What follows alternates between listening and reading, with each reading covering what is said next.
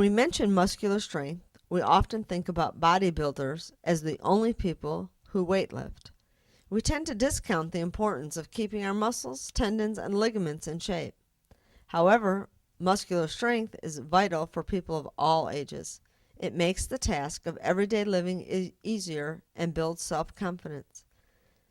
Keeping in mind that our bodies are three-dimensional, we need to exercise muscles in the front, back, and the side of our trunk, legs, arms, and head. A basic resistance training or weight program, including a workout of major muscle groups twice a week, allowing at least 48 hours of rest between workouts. Some like to alternate workouts, concentrating on upper body and core one day and lower body the next.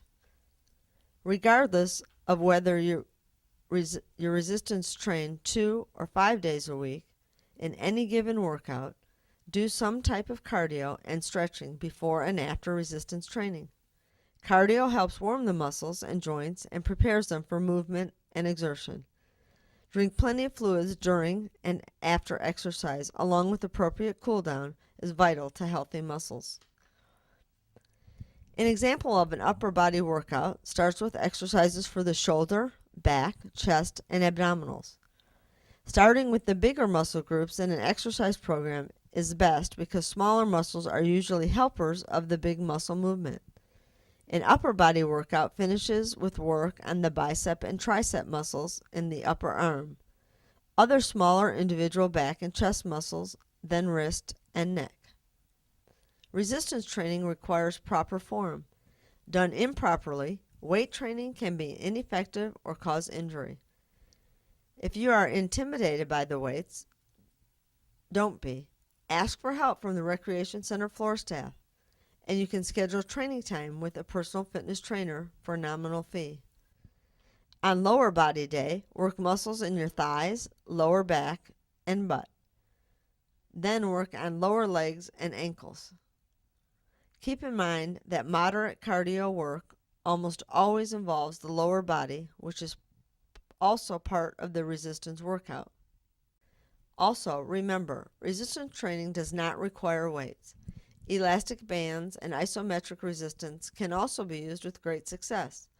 Your own body weight can be used for resistance. Never do any type of resistance training that causes you pain, and always check with your doctor first if you have any questions or concerns. On the weight room floor, there are several machines that you may also use to exercise the legs for strength. One is the sitting leg press. Begin by sitting in the seat to determine if the seat needs to be adjusted. You want to adjust the seat to where your knees are at a 90-degree angle. Adjust the back of the seat to where you are slightly leaning back. Adjust the weight to be lifted by pulling the pin out on the weight stack and putting it in the hole for appropriate weight. Proceed to extend the legs, pushing the weight away from the body, and return to starting position.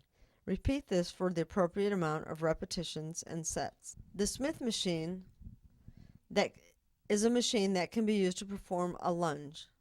This machine looks much like the squat machine, except that the bar is attached to the machine and can be mounted on one of the knobs at any time. To perform a lunge, use a Smith bar. You need to put the appropriate amount of weight onto the sides of the bar. Next, you would duck underneath the bar and lift your shoulders underneath the bar. Place your hands evenly on either side of the bar and step forward just as you did for the regular lunge. Bend your back knee and lower the hip straight down. Then lift it back up to the beginning position. Now we are going to move on to the upper body exercises. The first muscle group we will strengthen is the shoulder muscle group. 3 muscles make up the shoulders: the frontal, lateral, and rear deltoids. Everyday actions, including putting away dishes in a high cabinet, putting away tools on the top shelf, and pushing boxes above the head onto a shelf, or picking up children and grandchildren. In order to perform the frontal raise, you need to grab a set of light dumbbells, stand with feet hip-width apart and abdominals in. With the weight in both hands, relaxing down at your sides, lift the weights in front of you to shoulder height with your palms facing down. Then return the weights down to your sides. In order to perform lateral raises, you need to do the same action, except lift your arms up at your sides to shoulder height with palms facing down. Arms should be straight or slightly bent when lifted. To exercise the rear deltoid muscle, we will perform an exercise called a back fly. You need to choose a dumbbell set of weights and lunge forward with one foot for support. Lean forward at your hips, keeping the back straight and the abdominals in. Lift your arms back and squeeze your shoulder blades together, and then return your arms to beginning position.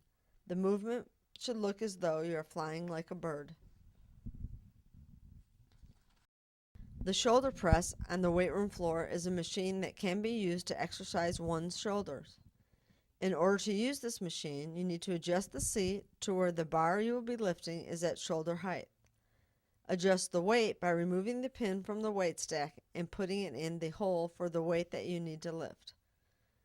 Lift with both arms straight up to where your arms are straight, and then return your arms back to beginning position.